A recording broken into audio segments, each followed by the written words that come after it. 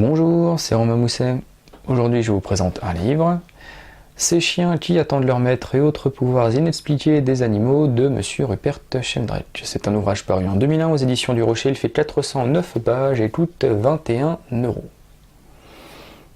Alors, cette vidéo résumée va me permettre déjà de faire une petite parenthèse sur la vidéo de développement de cette note de lecture.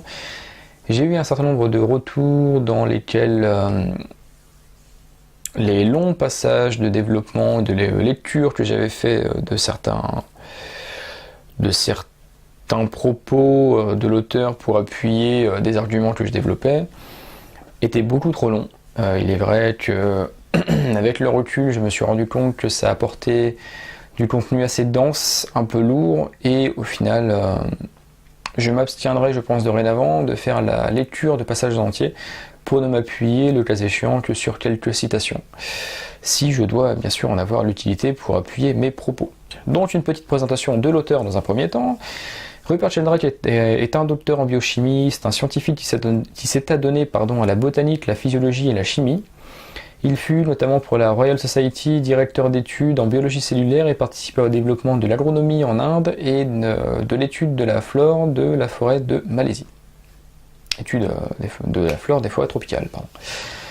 Il s'éloigna progressivement de la science conventionnelle, qu'il juge à juste titre comme trop matérialiste et mécanique, afin de suivre une école de pensée alternative développant une approche holistique. Monsieur Rupert Sheldrake est quelqu'un qui, très jeune, a été attiré par la science, notamment pour pouvoir étudier les animaux et les insectes dans leur ensemble. Mais plus il avançait dans ses études, plus il s'est rendu compte que la science conventionnelle, qui est dite mécaniste, va vous dire que, par exemple, si un chien, parce qu'on s'intéresse aux chiens sur cette plateforme aussi, si un chien développe tel ou tel, ou propose tel ou tel comportement, c'est parce qu'en fait, en amont, il y a eu tel ou tel process cognitif qui ont été déclencheurs de ce comportement-là, sans forcément prendre en compte après les émotions, les sentiments, et en extrapolant les énergies ou l'âme de l'individu. Donc Monsieur Rupert Sheldrake, qui à la fin de ses études s'est retrouvé à disséquer des animaux en laboratoire 5 jours sur 7, s'est rendu compte que c'était assez éloigné de ce pourquoi il s'était engagé dans la science. Donc il a vraiment fait un virage à 180 degrés, c'est approché d'écoles de pensée alternative, et il va notamment prendre connaissance des travaux concernant les champs morphogénétiques qui ont été étudiés au début dans les années 20 et 50, et il va les mettre au bout du jour dans les années 80 en fonction des avancées de la science de l'époque, et il va donc être un précurseur, ou en tout cas un ambassadeur de ce concept des champs morphogénétiques. Alors je développe le concept des champs morphogénétiques de Rupert Sheldrake dans la vidéo de développement. Je vous invite à la limite à voir cette vidéo, juste ce petit passage là via le sommaire sélectif de la vidéo YouTube, parce que je ne vais pas refaire tout ce résumé là. Disons qu'en gros ça va être les mémoires transgénérationnelles vont impacter les connaissances et les interactions des individus. Donc Rupert Sheldrake est vu autant comme un hérétique d'une part de la science, autant comme un visionnaire et comme un précurseur d'une science nouvelle d'un autre côté. Dans tous les cas, c'est un chercheur qui ne laisse pas indifférent. Un certain nombre de ses travaux vont être notamment appuyés et soutenus par des grosses entreprises, ou pas forcément entreprises, mais en tout cas des petits lobbies de la science. Preuve dans tous les cas que ces travaux sont tout de même étudiés, épluchés et soutenus par des courants alternatifs. Donc c'est assez intéressant là-dessus aussi.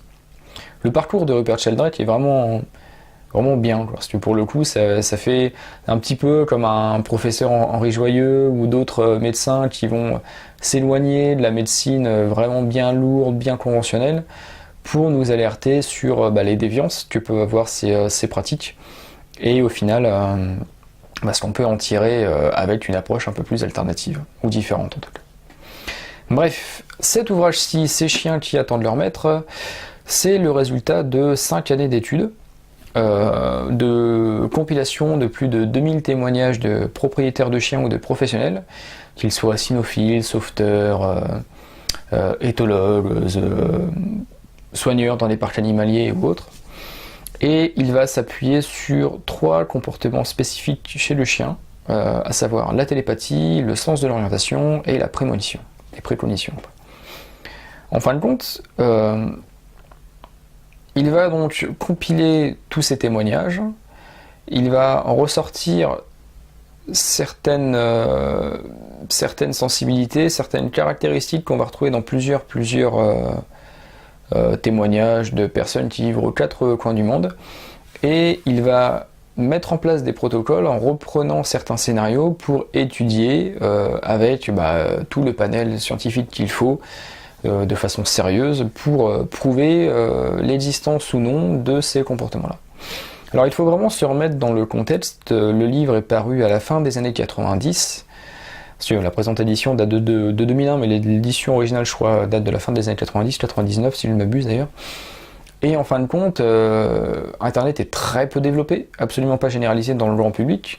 Donc lorsque vous avez des personnes d'Europe, d'Amérique du Nord, du Canada, d'Inde ou d'Afrique qui vont vous dire mon chien propose tel ou tel comportement, et qu'au final vous avez des situations qui vont se corroborer parce que Rupert Sheldrake va proposer à travers un petit questionnaire dresser en fait un espèce de panel de la situation pour vraiment cibler par exemple le chien qui attend son maître. Est-ce que c'est pas parce qu'il entend les clés dans la porte, ou est-ce que c'est pas parce qu'il entend le bruit de la voiture dans la rue qu'il va se mettre à anticiper le retour de son maître, on va dire.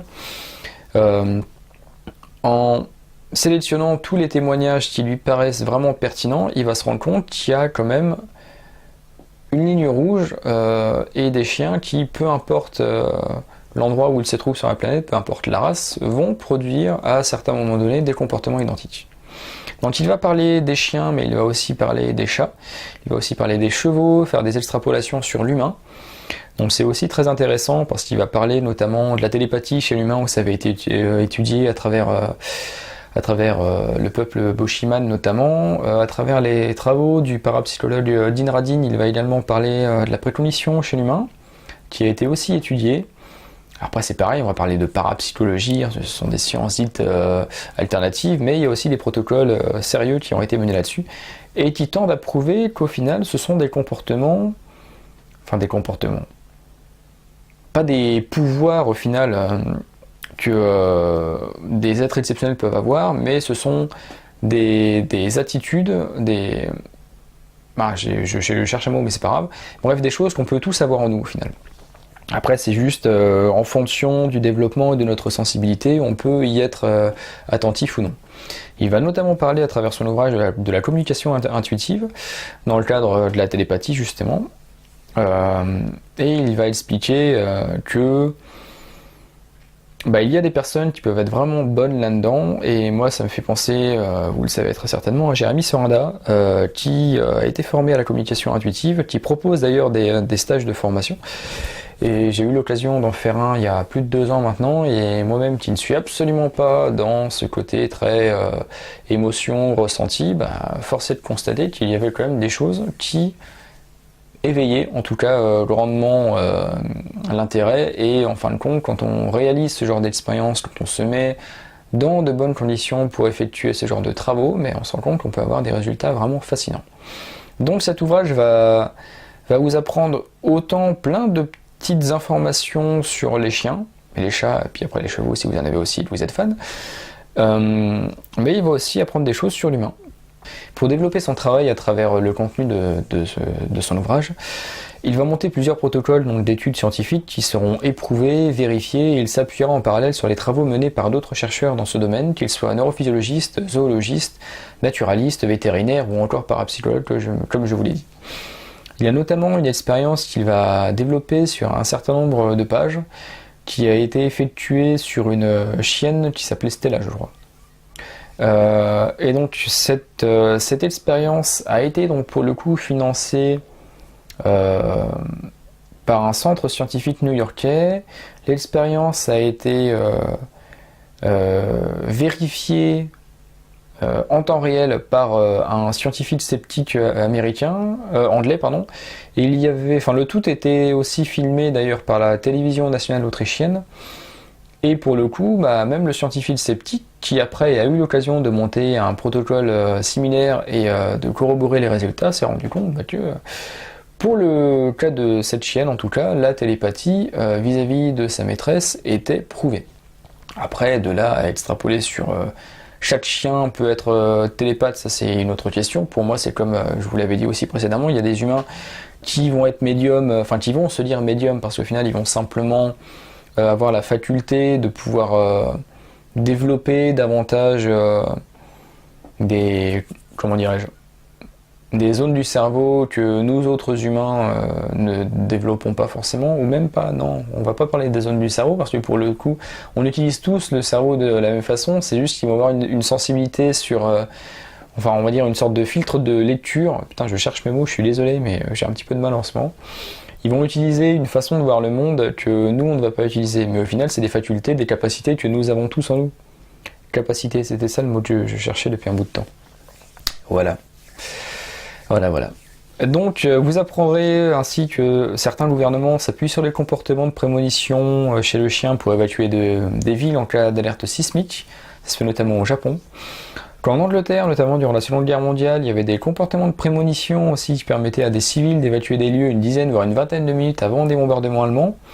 Pour le coup, chaque fois qu'il va y avoir des témoignages sur lesquels Rupert Sheldrake va se cibler, il va faire une étude au préalable. Dans l'introduction, il va parler du sens de l'odorat, il va parler études scientifiques à l'appui, ce qu'on sait sur le sens de l'odorat, sur l'ouïe, sur la vue, et au final, de ces informations-là, il va établir tous ces protocoles-là.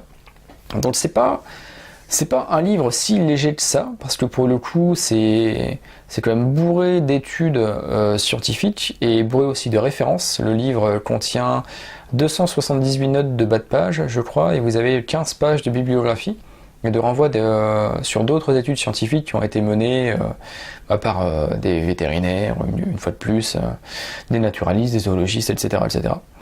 Donc pour la personne qui veut vraiment creuser le sujet ou qui peut être assez sceptique, il y a vraiment du boulot à faire. Ça peut être, cet ouvrage-là n'était que à l'époque l'ouvrage de plus sur les champs morphogénétiques. Rupert Sheldrake en a fait énormément. Et c'est un ouvrage vraiment fascinant. Parce que pour le coup, ça va sortir un petit peu, comme je vous disais, des sentiers battus. On est en dehors de la science conventionnelle.